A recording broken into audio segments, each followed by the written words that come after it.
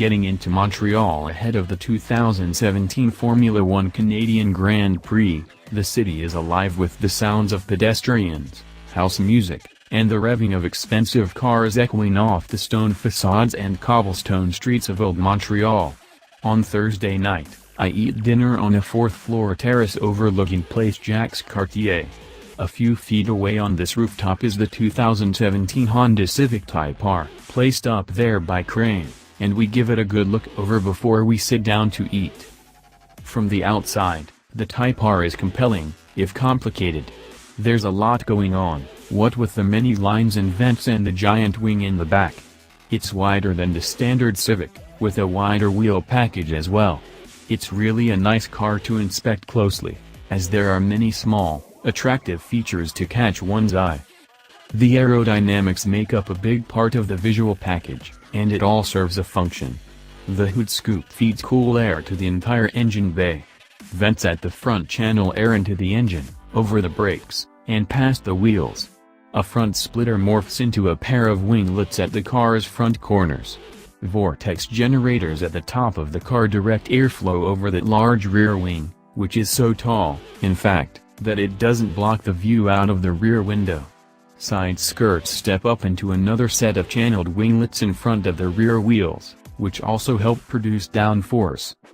The next morning, we head out to Old Montreal, away from the clamor of the city, and our first driving impressions of the Type R take place on a portion of an airport that's been converted into a track facility.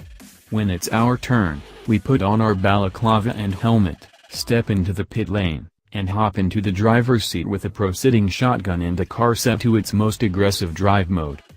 Shifting the car into gear, we're reminded just how good Honda manual transmissions feel to use, and swapping gears with the Type R's 6-speed is a joy.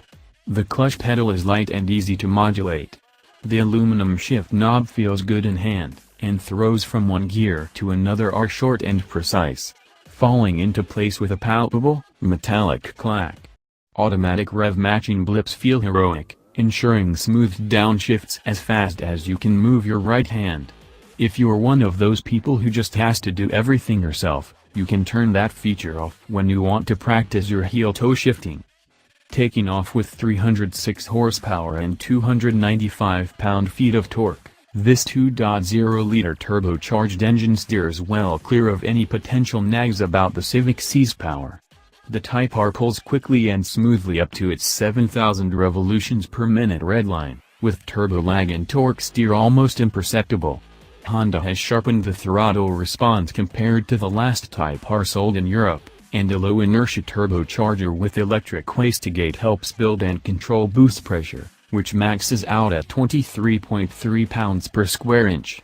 We didn't get anywhere near the Type R's impressive top speed, which Honda says is about 170 miles per hour. The Type R sounds appropriately burly, too. The center-mounted triple exhaust outback not only looks different, it works a neat trick, too. That odd-looking, slightly smaller pipe in the middle is a resonator, which allowed Honda to tune the exhaust note to its deep, throaty song.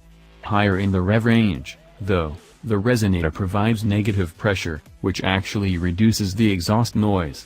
While that might sadden those of us who crave the banshee scream of ripping the car to the top of each gear, the NVH improvement makes it a little less exhausting to live with in relaxed, real-world driving. For a front-drive car, it's really stable. We don't notice any torque steer thanks in great part to the front suspension setup, which separates the steering axis from the stroke axis, moving the former as close as possible to the center line of the front wheels. I didn't encounter any understeer in the corners, either. It helps that the car provides a lot of feedback about lateral grip levels, and with the wide, 20-inch wheels, there are oodles. A limited slip differential helps sort out wheel spin in the turns as well.